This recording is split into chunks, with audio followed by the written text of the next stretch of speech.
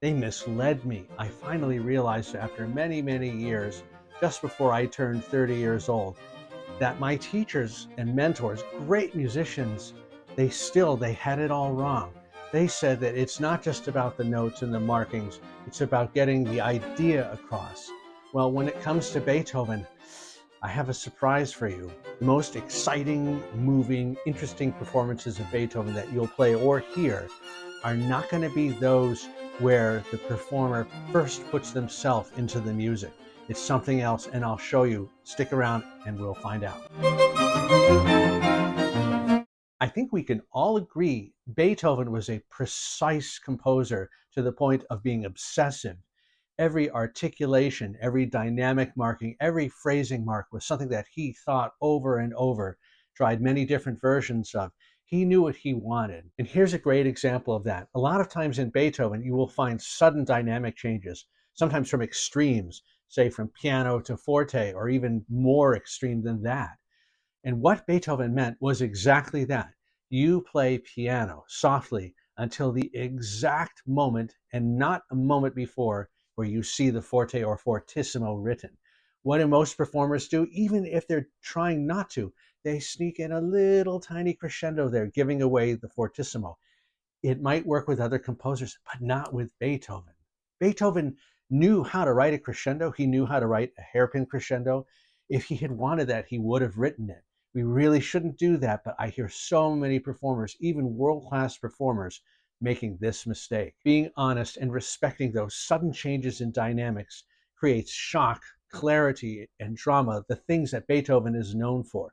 Respecting what Beethoven wrote helps create the music in the way that he envisioned it, the way he heard it in his head, and the way audiences at the time heard it. Now, this also extends to the tempo, or how fast a piece of music is played.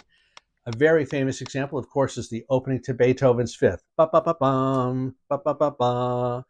Those are 3/8 notes, followed by a half note with a fermata on it, which means to hold that half note, then only an eighth rest, and then the same figure, 3/8 notes, and then this time 2 half notes, but with a fermata over it, indicating the second one should be held a bit longer. It has a tempo marking there, but most people do is play that slower to get more drama. They go.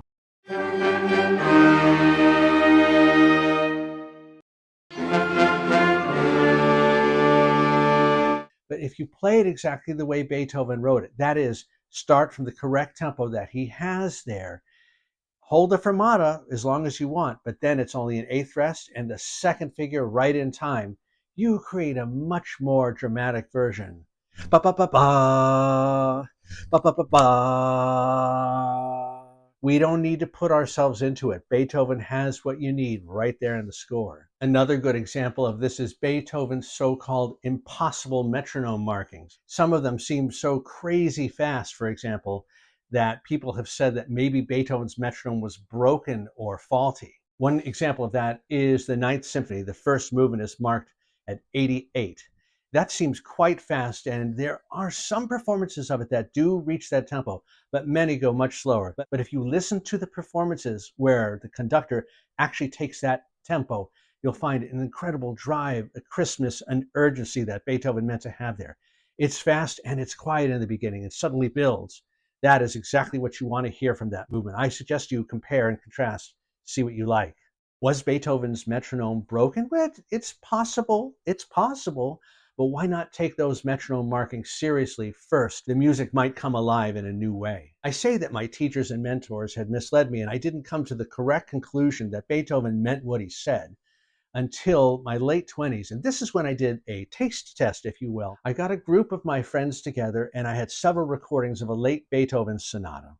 I played the same excerpt, about 1 minute of it, for all my friends and didn't say who the performers were. I just asked them to rank them. The interesting thing was, although number 2, 3, and 4, etc., were all different depending on the person, unanimously everyone picked the same person who played it best, and that happened to be Richard Good. Now, after that, we got to thinking, why would that be? What did he do that made his performance so much better?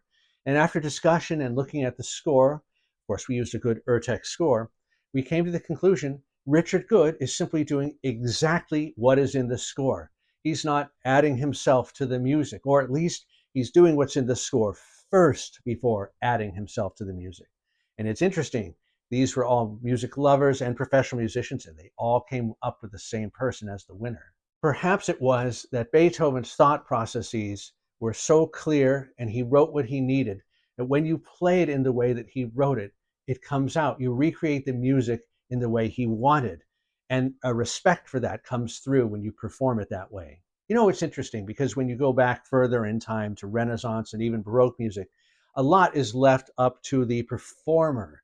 Dynamics aren't written in that often. Slurrings or bowings in the case of string instruments, those can be interpreted. It was expected that you would add yourself to it. And also, there was more of a tradition of improvisation so that it wasn't all written down. But by the time we get to Beethoven, we start to get composers writing most of their intentions down.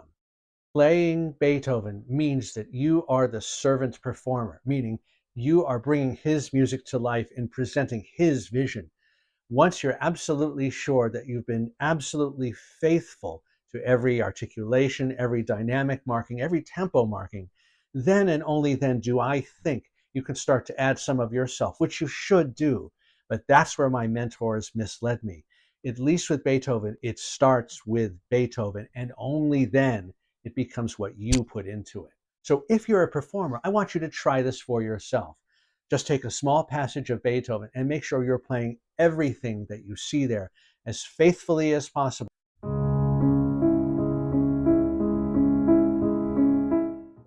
Is there a sudden dynamic change? Make sure you do that. Are you making the difference between an accent and a dot? Are you really trying to do his phrase? Just do everything that Beethoven wrote and record it and listen to yourself and see if you don't find something there. I think that's where we really should start with Beethoven and maybe many other composers as well. Thank you so much for watching. I really appreciate you spending some time with me. I'd like to know what you think. What are your experiences with playing Beethoven or listening to Beethoven? Do you agree with me? Do you have a different point of view? I want to know. Thanks again for watching.